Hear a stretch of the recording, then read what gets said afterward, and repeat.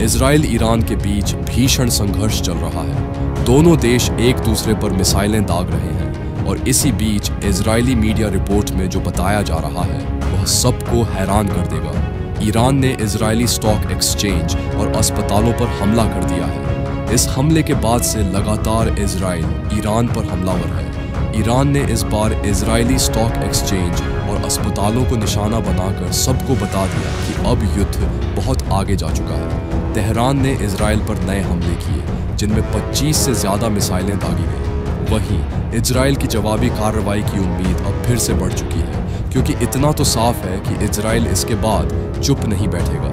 वहीं दोनों देशों के बीच चल रहे संघर्ष के कारण ईरान में भारत के $550 मिलियन दांव पर लगे हैं।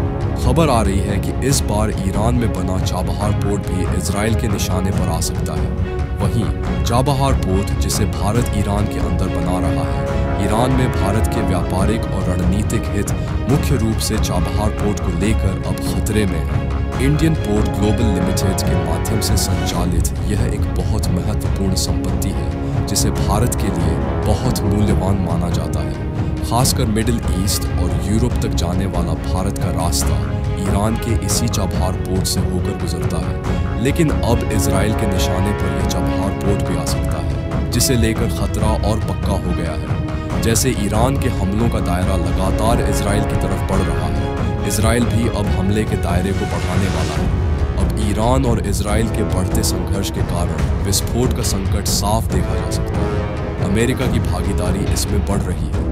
वहीं पश्चिमी प्रतिबंध लगातार बाधा बने हुए हैं, जो बंदरगाह विकास और रेल संपर्क पहल दोनों को जटिल बना रहे हैं। पहले ही ईरान द्वारा हो रहे व्यापार को तोड़ने और उसे तबाह करने के लिए इजराइल और अमेरिका द्वारा कई हमले किए जा चुके हैं। अमेरिका के समर्थन से इजराइल लगातार ईरान की कई संपत्तियों को निशाना बना चुका है। अब मई 2024 तक भारत ने चाबहार में जिस स्तर पर काम किया, उसके बाद यह अंदाज़ा लग रहा है कि किसी प्रोजेक्ट को अमेरिका निशाना बना सकता है। यह बंदरगाह भारत को ईरान, अफगानिस्तान, मध्य एशिया और यूरोप के साथ व्यापार करने के लिए एक वैकल्पिक और छोटा मार्ग प्रदान करता है।